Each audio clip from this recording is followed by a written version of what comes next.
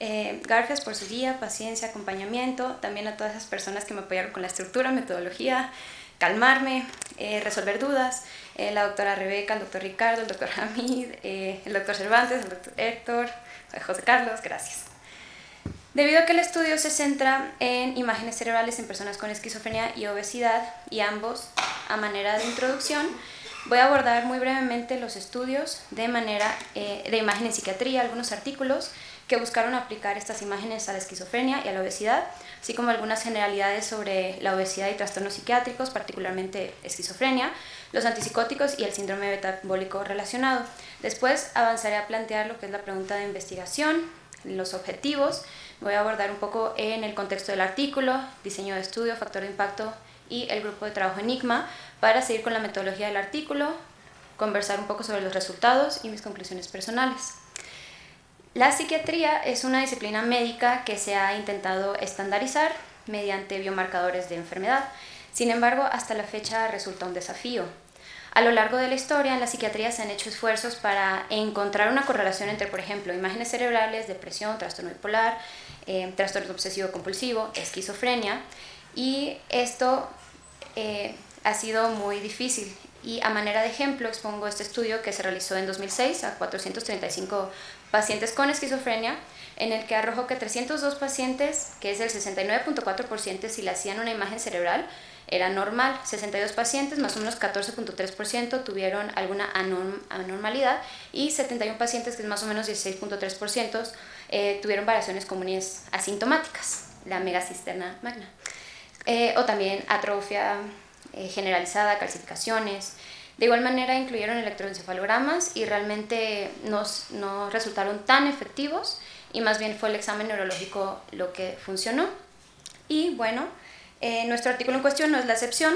Intenta buscar estos biomarcadores y utiliza imágenes de resonancia magnética en T1. Recordemos que la resonancia magnética es una técnica de diagnóstico médico, utiliza imanes y ondas de radio para crear imágenes detalladas del interior del cuerpo. Existen diferentes secuencias, entre estas está la T1, la que se usa en el artículo, que proporciona una visualización de la anatomía. Está la T2, que son útiles para detectar líquidos, inflamación, edema. Está la FLAIR, que es una variación de la T2 y ayuda a ver estructuras que están directamente relacionadas con el líquido cefalorraquídeo. Y como ya comentamos, en psiquiatría se han intentado buscar estas relaciones. De hecho, los siguientes estudios intentan abordar un poco más a fondo. Este estudio se centró en buscar diferencias en 39 muestras de sitios alrededor del mundo, incluyendo un total de 9.572 participantes.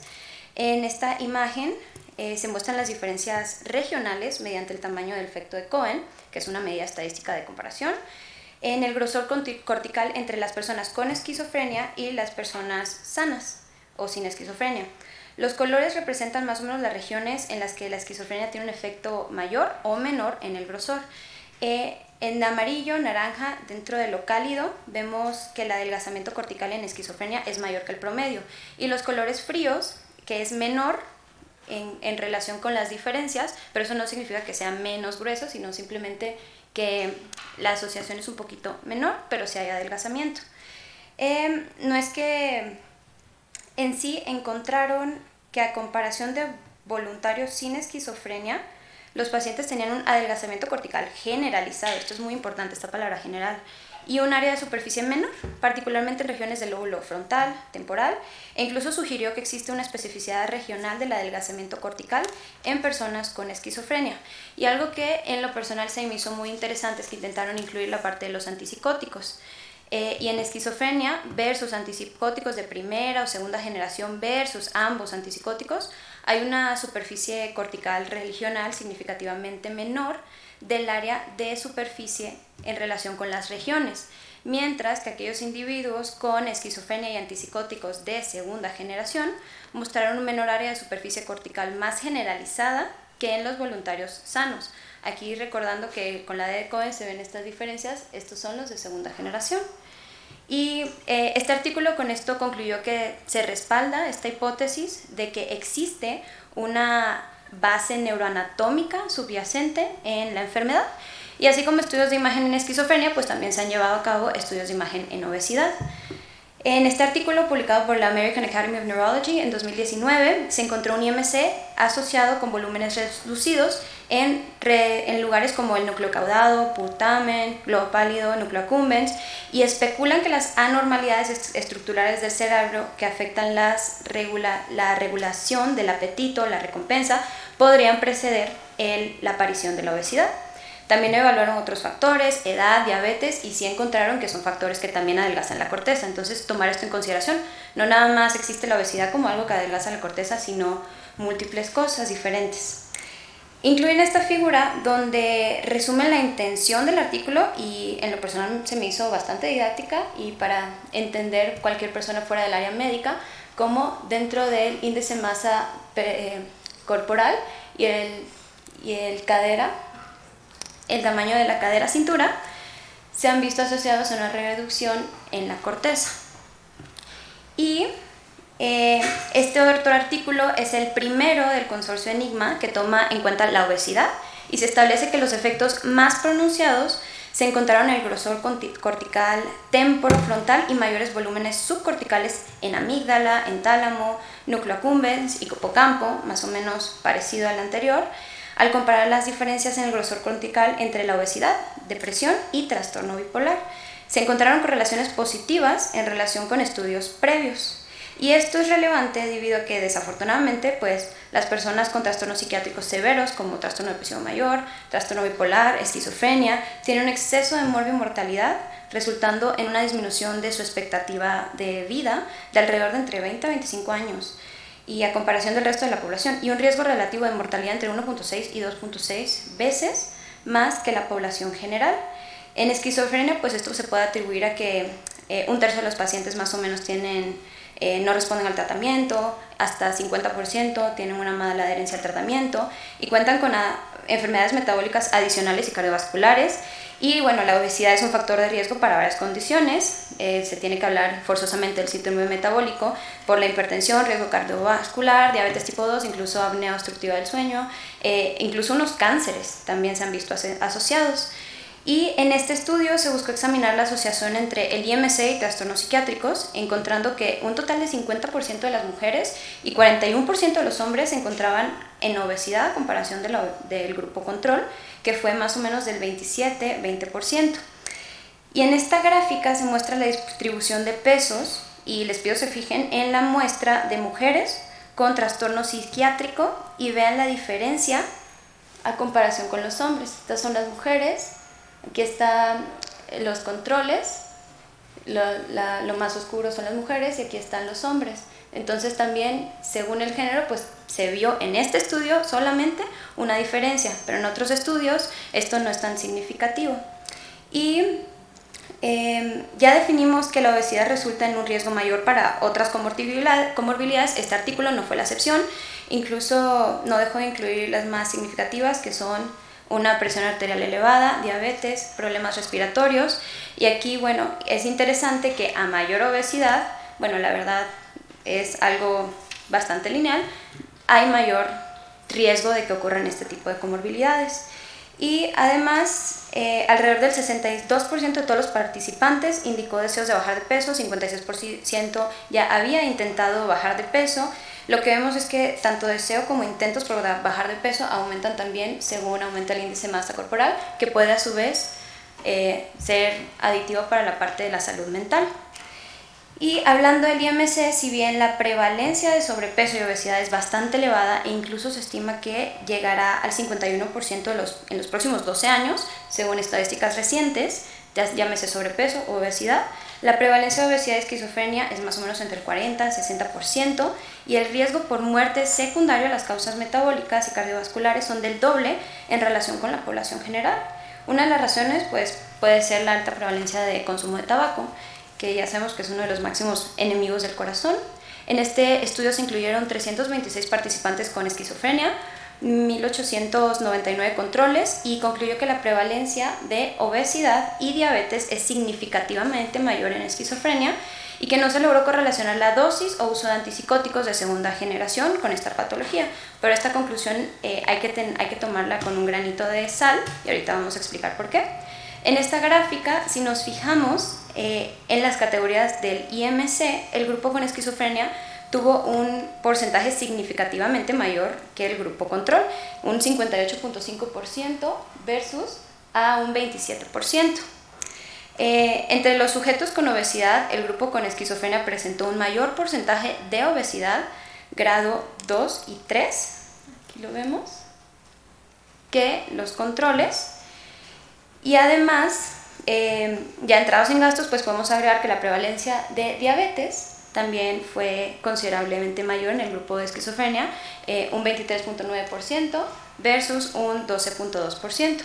Y en el estudio no se encontró una variación entre dosis o tipo de antipsicóticos entre categorías de obesidad y diabetes, e incluso concluyó que el efecto de antipsicóticos de segunda generación no es tan diferente al de los de primera en relación con el síndrome metabólico, pero sí especifican que lo anterior es cierto siempre y cuando se excluyan la clozapina y la olanzapina. De hecho, desde la época de los 50, 1954, con la introducción de la clorpromacina, pues sí vimos este aumento de obesidad significativo. Y si se fijan, por ejemplo, aquí en clorpromacina, aquí con olanzapina, clozapina, el riesgo es alto para ganancia de peso, para anormalidades en los lípidos, para anormalidades en la glucosa.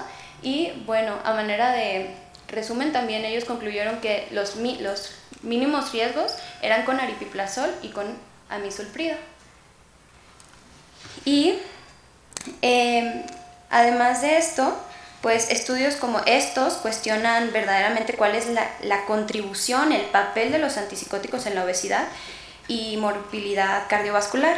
Y en el paciente con una enfermedad mental severa, ¿y cuál es el trastorno psiquiátrico asociado? Eso es lo que cuestionan en este artículo. Las características del paciente, los estilos de vida poco saludables, todo eso se cuestiona porque pues no les parece que todo tenga que ser específicamente por el fármaco.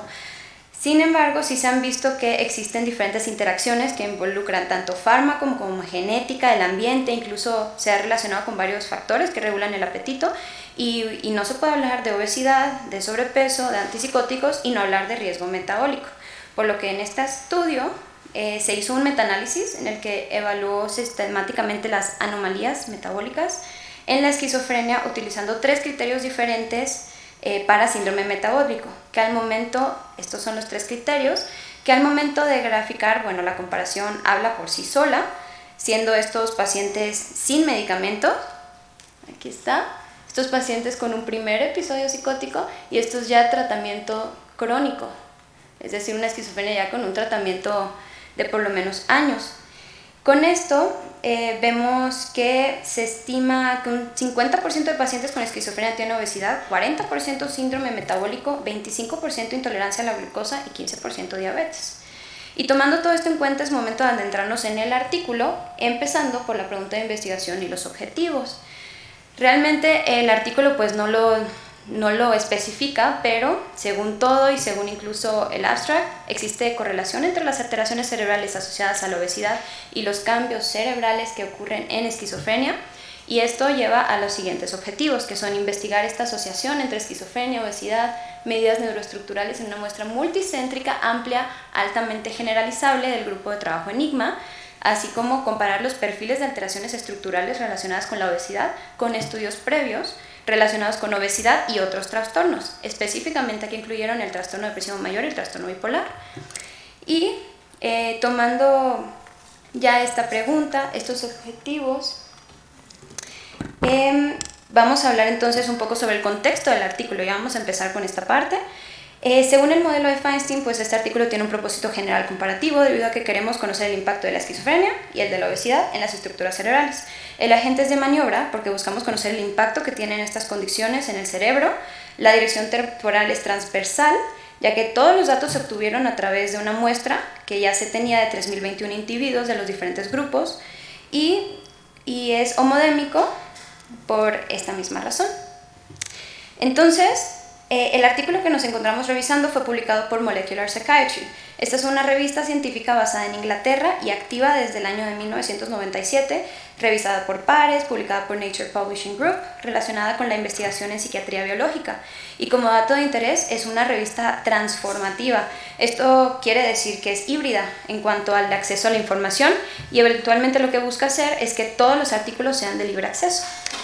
Y parte indispensable de conocer la revista que publicó este artículo pues es conocer el factor de impacto. Este fue revisado a través de los datos otorgados por la empresa de Clarivate y lo que encontramos es que el último que fue en 2021. El factor de impacto es de 13.437 y ese es pues el oficial. Y ya sin tomar las citas propias es de 12.787, lo que es la verdad alentador si recordamos que el factor de impacto nos parece adecuado por encima, mayor o igual a 10. Y está además dentro de los top 10 de revistas de psiquiatría.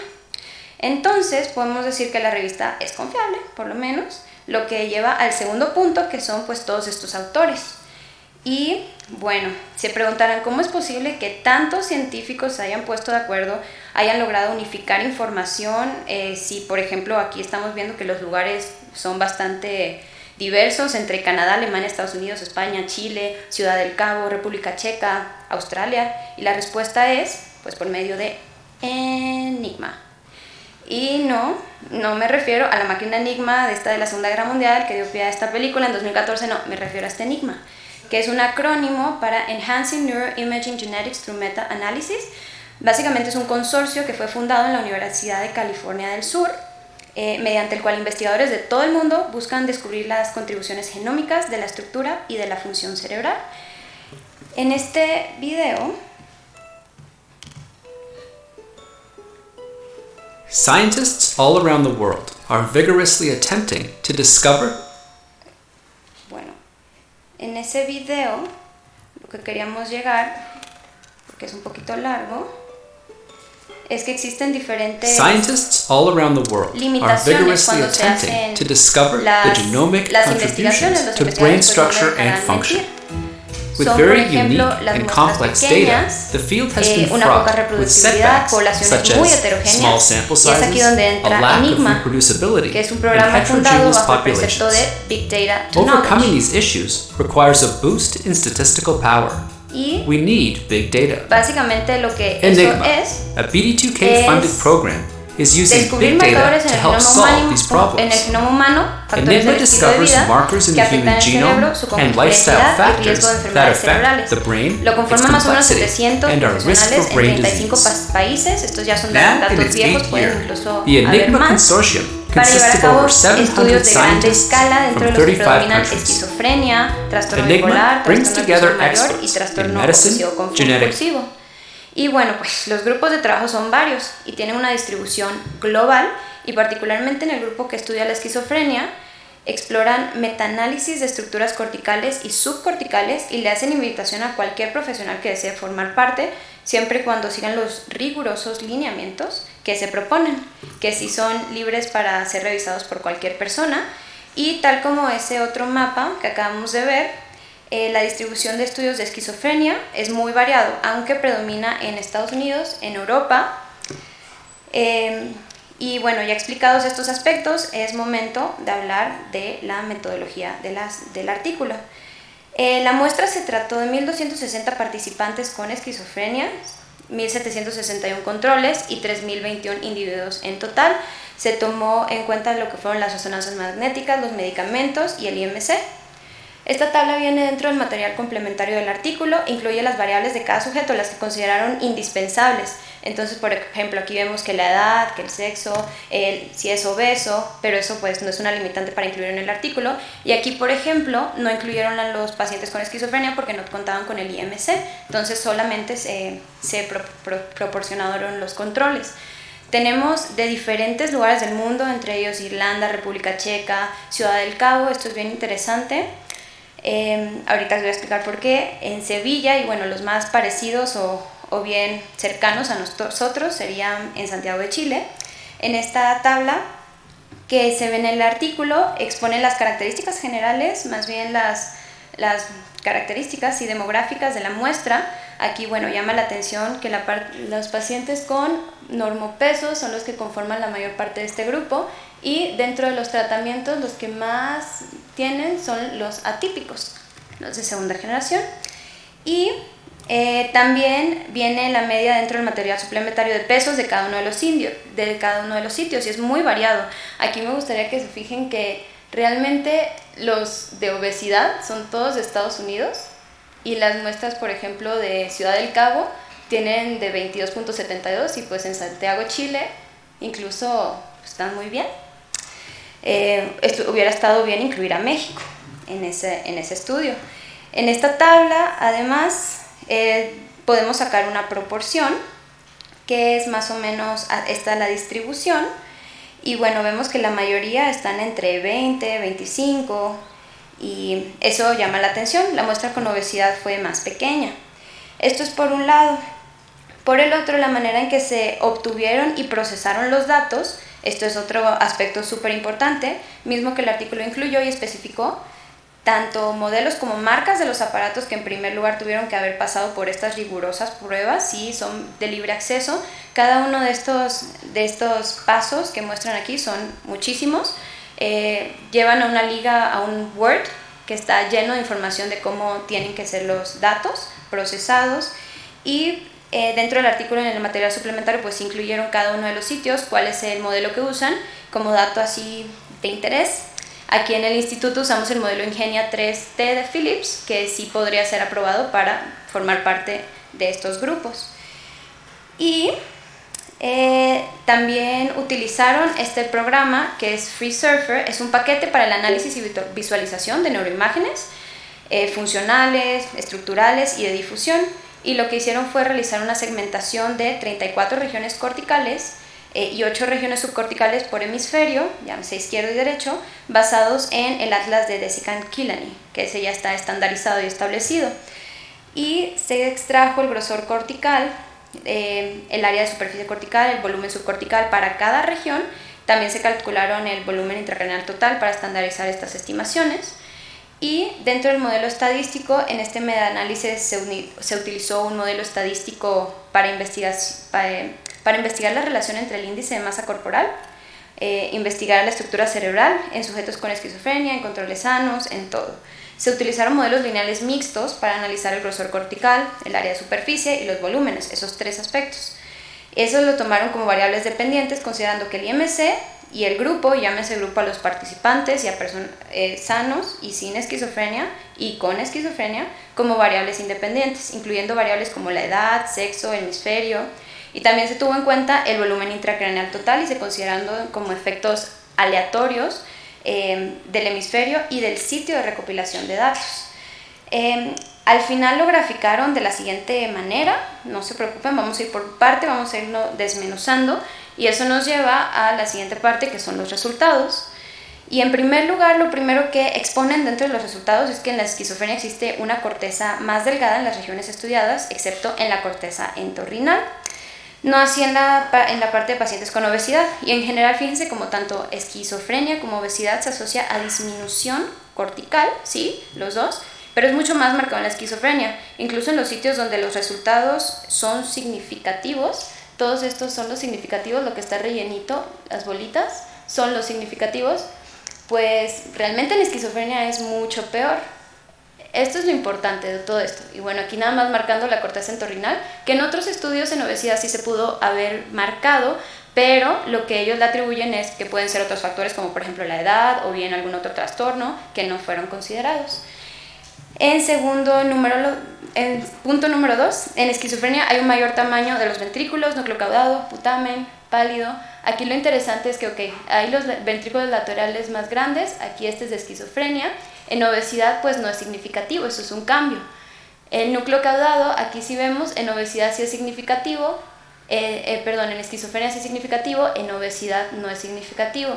El putamen, igual, en obesidad aquí parece que sí es significativo y en esquizofrenia también es un poco parecido. El globo pálido sí es más marcado lo significativo en esquizofrenia que en la obesidad. Continuando con estructuras subcorticales, esto es lo más interesante de todo. Fíjense cómo aquí sí hay unas variaciones bastante interesantes. Por ejemplo, en el tálamo, en esquizofrenia, sí se ve un adelgazamiento, mientras que en obesidad no. Aquí, por ejemplo, en el hipocampo, esta es de esquizofrenia, en obesidad no es significativo.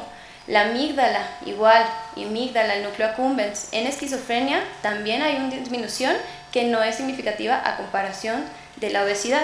Entonces, con este diagrama, digamos así, lo que buscaron hacer es mostrar que existen todas estas diferencias, que siempre va a ser peor en esquizofrenia, pero abordando a los pacientes con obesidad como si fueran un tipo de controles. Porque si ya sabemos que la obesidad conlleva a un adelgazamiento cortical, pues este tipo de diferencias son las que no estaban siendo tomadas en cuenta. Entonces, si nosotros tenemos que la obesidad ya nos disminuye la corteza, ok, ¿qué tanto es a comparación de la esquizofrenia? Y eso nos lleva a también otro que incluyeron fue la superficie. A mayor IMC, realmente sí hay ciertas que son pues mayores. Esto no es tan significativo. En todos los estudios que se han hecho, el área de superficie hay incluso una asociación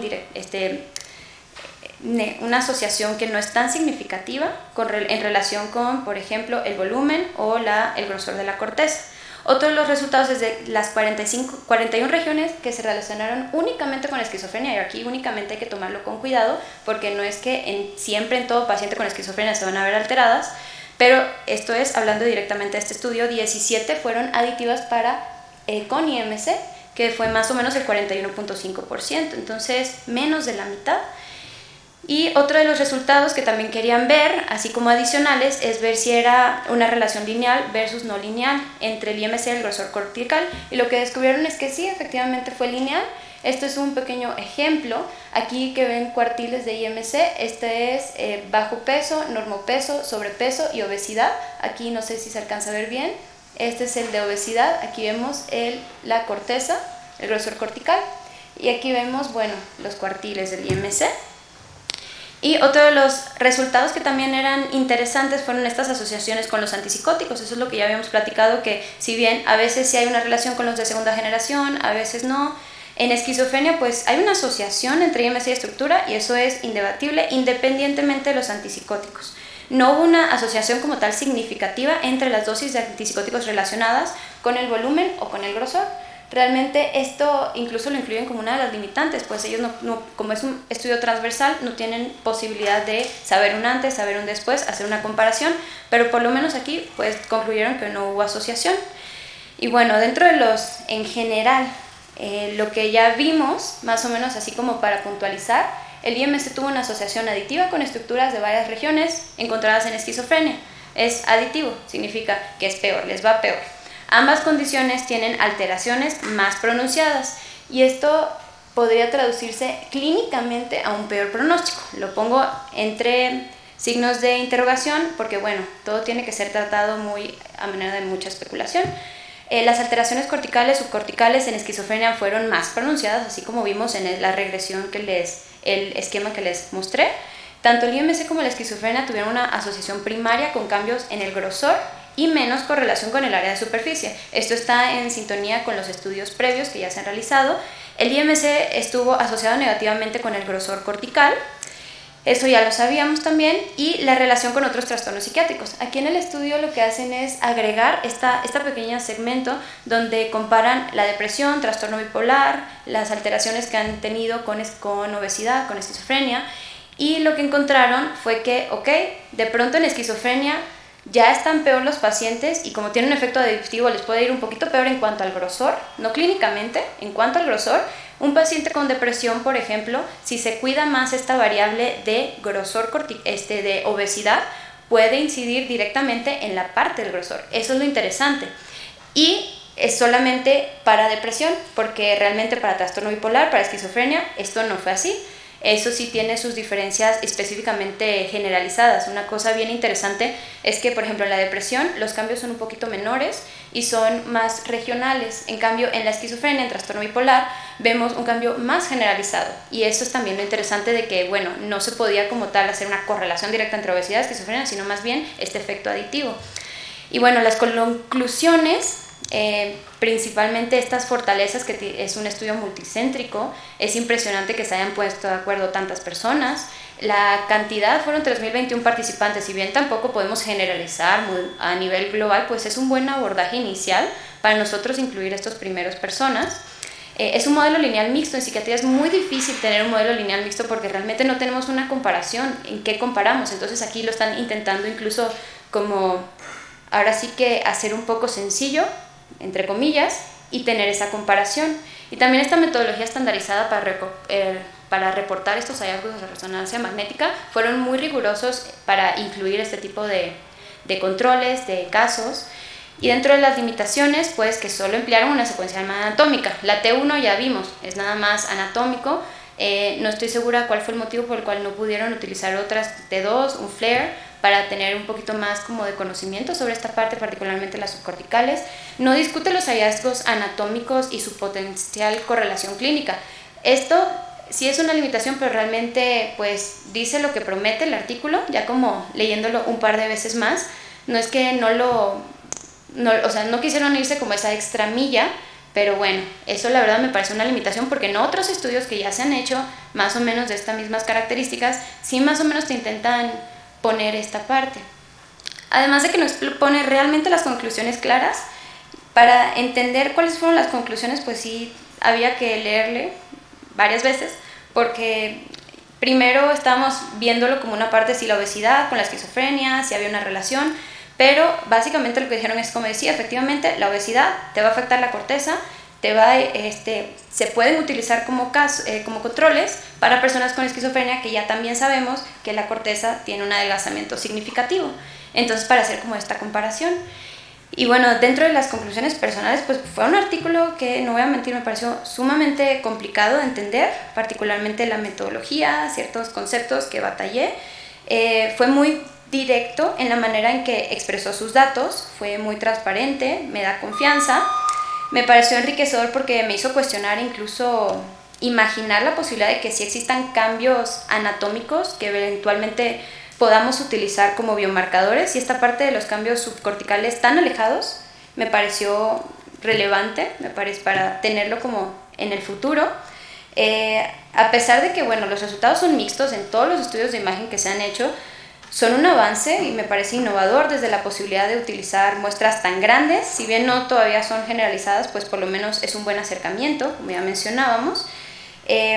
Yo creo que está con una buena intención, y si se logra o no, pues bueno, eso lo dirá el tiempo. Y también me mueve la curiosidad ponerle un poco más de atención a las estructuras cerebrales en sí, porque realmente pues en lo personal es un tema que tengo muy abandonado. Y también esa parte de la relevancia del artículo. Y bueno, muchas gracias.